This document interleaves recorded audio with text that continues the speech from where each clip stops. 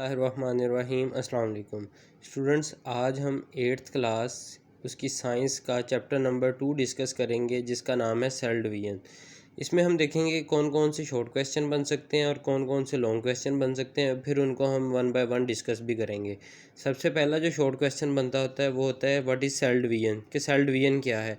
तो cell division एक ऐसा अमल होता है जिसमें एक सेल डिवाइड होके तकसीम होके दो डॉटर सेल यानी दो दुख्तर सेल्स में तकसीम हो जाता है। इसको हम कहते हैं सेल डिवीज़न। अब जो सेल तकसीम होता है उसको हम कहते हैं अबाई सेल या पेरेंट सेल, और जो नतीजे में डिवीज़न के बाद जो सेल बनता है उनको हम कहते हैं डॉटर सेल्स या फिर दुख्तर सेल्स। उसके बाद जो अगला जो शॉर्ट क्वेश्चन हमारे पास आता है वो आता है इंटरफेस से क्या मुराद है, या फिर डुप्लीकेशन ऑफ क्रोमोसोम, इससे क्या मुराद है। सेल डिवीज़न का सबसे जो पहला मरहला होता है उसको हम कहते हैं इंटरफेस। इंटरफेस के दौरान होता क्या है कि जो सेल के अंदर तमाम क्रोमोसोम्स होते हैं वो अपनी ही कॉपियाँ बना लेते हैं, मतलब अपनी डुप्लीकेशन कर लेते हैं और उनकी तादाद जो है वो डबल हो जाती है। इस अमल को हम कहते हैं डुप्लीकेशन ऑफ क्रोमोसोम। ये सेल डिवीज़न का जो मरहला है ये दो मराहल पर मुश्तमिल होता है ये अमल। एक है न्यूक्लियर डिवीज़न और दूसरा है साइटोकाइनेसिस। न्यूक्लियर डिवीज़न में क्या होता है कि जो न्यूक्लियस है वो तकसीम होता है, उसके नाम से वाज़ेह हो रहा है कि जो न्यूक्लियर डिवीज़न है उसमें न्यूक्लियस तकसीम होता है, उसके बाद साइटोकाइनेसिस होता है। साइटोकाइनेसिस में साइटोप्लाज्म तकसीम होता है। फिर से सुन लें कि सेल डिवीज़न के अमल के दौरान न्यूक्लियर डिवीज़न होती है और साइटोकाइनेसिस होता है। न्यूक्लियर डिवीज़न में न्यूक्लियस तकसीम होता है जबकि साइटोकाइनेसिस में साइटोप्लाज्म तकसीम होता है। उसके बाद जो लॉन्ग क्वेश्चन, एक इम्पोर्टेंट लॉन्ग क्वेश्चन इस चैप्टर में कि माइटोसिस से क्या मुराद है, इससे आगे आएगा मियोसिस से क्या मुराद है। माइटोसिस कौन सा अमल होता है जिसमें एक अबाई सेल जो है पेरेंट सेल डिवाइड होके दो डॉटर सेल यानी दो दुख्तर सेल बना देता है, और जो डॉटर सेल होता है उसमें क्रोमोसोम की तादाद उतनी ही होती है जितनी कि पेरेंट सेल में होती है। अगर हम ह्यूमन क्रोमोसोम की बात करें तो डीएनए में 46 क्रोमोसोम्स होते हैं, और जब ये डिवाइड होगा माइटोसिस के ज़रिए से तो इसके जो डॉटर सेल बनेंगे उनके अंदर भी 46 क्रोमोसोम्स ही होंगे। ये होता है माइटोसिस का अमल जिसमें दो दुख्तर सेल बनते हैं और उनमें जो क्रोमोसोम की तादाद है वो अबाई सेल जितनी ही रहती है। जबकि इससे आगे देखें तो मियोसिस जो है ये दो तरह की डिवीज़न होती हैं इसमें, एक मियोटिक 1 डिवीज़न और एक मियोटिक 2 डिवीज़न।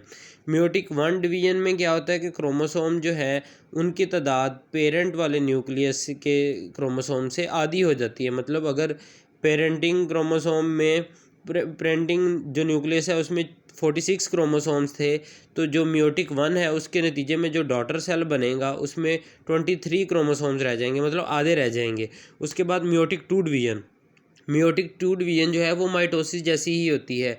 इसमें क्या होता है कि जो डॉटर सेल बनते हैं उनमें क्रोमोसोम की तादाद आधी नहीं रहती बल्कि उतनी ही होती है जितनी पहले होती है पेरेंट सेल में।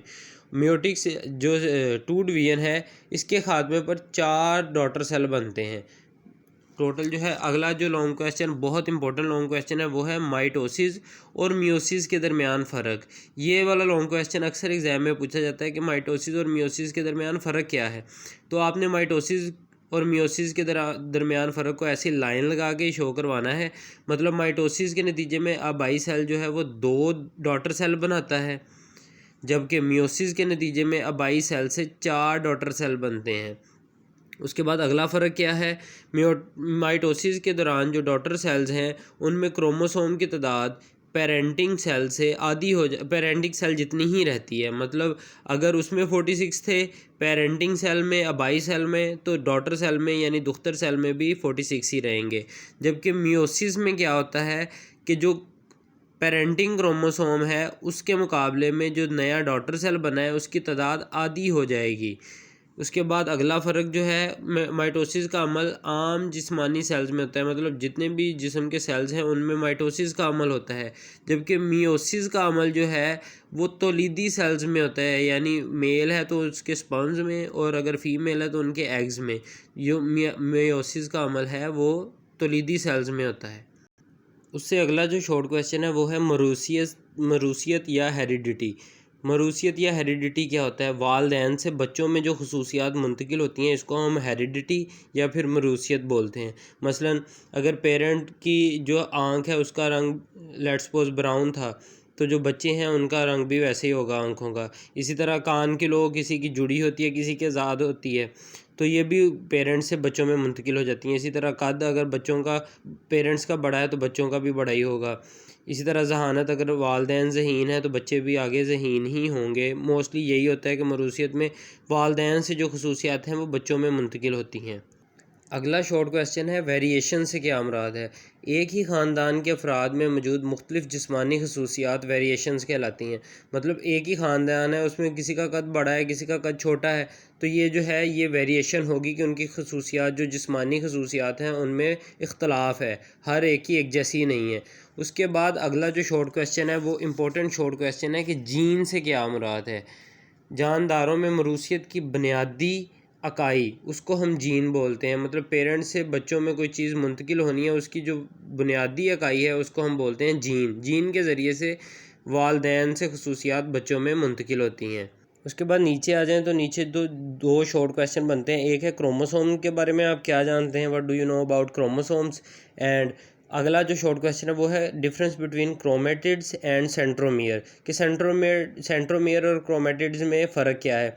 तो क्रोमोसोम जो हैं ये धागानुमा साख्तें होती हैं, ये मैं आगे आपको दिखाता भी हूँ, जो सेल के न्यूक्लियस में पाई जाती हैं।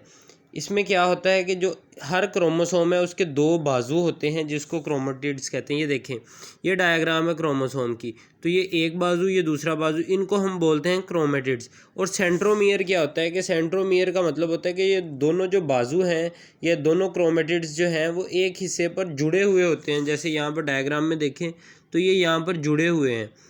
जब जिस हिस्से पर ये जुड़े होते हैं उसको हम बोलते हैं सेंट्रोमियर। उसके बाद जो शॉर्ट क्वेश्चन है वो है डिप्लॉयड सेल और हैप्लॉयड सेल, इनमें क्या फ़र्क है। तो जब जो क्रोमोसोम है वो जोड़ी की शक्ल में होंगे तो उसको हम बोलेंगे डिप्लॉयड सेल, और जब वो क्रोमोसोम्स एक ही रुकन होगा हर जोड़ी में से तो उसको हम बोलेंगे हैप्लॉयड सेल। डिप्लॉयड सेल में क्रोमोसोम जोड़ों की शक्ल में होते हैं, जबकि हैप्लॉयड सेल में सिंगल क्रोमोसोम होते हैं, जोड़ी नहीं होती उनकी। इस चैप्टर का सबसे इम्पोर्टेंट लॉन्ग क्वेश्चन डीएनए का वाटसन एंड क्रिक मॉडल। ये जो लॉन्ग क्वेश्चन है ये तो आपको आगे जाके 9th-10th में फर्स्ट ईयर सेकंड ईयर की बायो में भी आपको देखने को मिलेगा कि डीएनए के वाटसन और क्रिक मॉडल के बारे में आप क्या जानते हैं। तो डीएनए का वाटसन क्रिक मॉडल समझना बड़ा आसान है कि हर जो मालिक्यूल है डीएनए का वो छोटे छोटे अज़ा पर मुश्तमिल होता है जिनको हम न्यूक्लियोटाइड बोलते हैं। डीएनए का मालिक्यूल छोटे छोटे अज़ा पर मुश्तमिल होता है जिनको हम न्यूक्लियोटाइड बोलते हैं। 4 किस्म के न्यूक्लियोटाइड्स होते हैं, एक एडेनिन, दूसरा थायमिन, साइटोसिन और गवानीन। ये 4 किस्म के जो है हमारे पास न्यूक्लियोटाइड्स होते हैं। एडेनिन को ए से, थायमिन को टी से, साइटोसिन को सी से और गवानीन को जी से ज़ाहिर किया जाता है। इस मॉडल के मुताबिक क्या होता है कि जो डीएनए के मालिक्यूल हैं 2 स्ट्रैंड्स पर मुश्तमिल होते हैं जो कि एक दूसरे के साथ क्रॉस बैंड किए होते हैं। मतलब ये देखें, दो जो धागे तरह के होते हैं ये, और आपस में एक दूसरे के साथ क्रॉस जुड़े हुए होते हैं और एक सीढ़ी की शक्ल बनाते हैं। जिस तरह एक लकड़ी की सीढ़ी होती है उस तरह की ये एक शक्ल बना देते हैं। ये बड़ा इंपॉर्टेंट लॉन्ग क्वेश्चन है, सिर्फ इतना सा है, इसको याद करना भी आसान है। तो अगर एग्ज़ाम में आ जाए तो आपने सिर्फ ये बातें लिखनी है और साथ ये वाली स्ट्रक्चर बना देनी है, तो आपका ये लॉन्ग क्वेश्चन कंप्लीट हो जाएगा। इससे अगला इस चैप्टर का शॉर्ट क्वेश्चन है कि मरूसी खसूसियात और गैर मरूसी खसूसियात कौन सी होती हैं। तो ऐसी खसूसियात जो वालदैन से बच्चों में मुंतकिल हो जाएं उनको हम बोलते हैं मरूसी खसूसियात। मसलन कद, जहानत, आँखों का रंग, ये वाली चीज़ें जो हैं वो मरूसी खसूसियात होती हैं। इसी तरह गैर मरूसी खसूसियात कौन सी होती हैं, जो कि वालदैन से बच्चों में मुंतकिल ना हो।